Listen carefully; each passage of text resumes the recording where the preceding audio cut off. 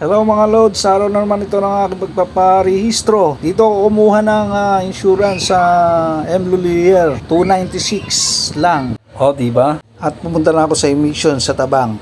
Ayan, dito 650. Ngayon, mamili na kayo kung saan ninyo gustong magpa-insurance. O ngayon, punta naman ako sa information. Itinuro nila ako sa STIP 2 para magtanong, para patingnan yung papel kung okay magpa-emission. Ayan.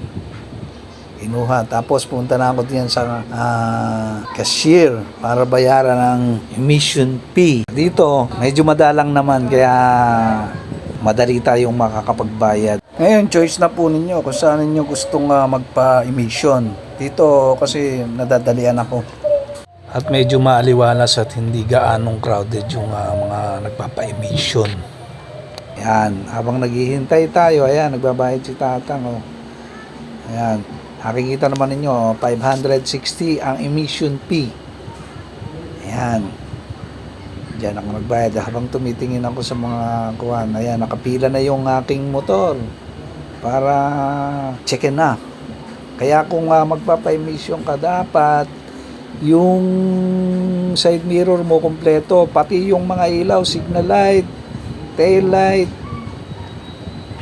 kailangan kompleto, kasi kung hindi kompleto pababalikin ka pa kasi pakukumpleto pa ko yung mga ilaw mo, kumipundi, kailangan magkailaw yun para i-release yung papel mo. Kaya dapat bago ka pumunta rito sa emission ay siguraduhin mo na okay yung kondisyon ng motor mo at saka yung mga ilaw at saka busina, para hindi ka mag-aksaya pa ng oras. O, habang chinecheck niya,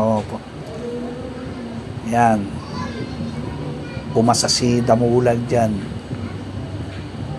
Yan, i-release na yung kuhang ko niyan, emission, clearance.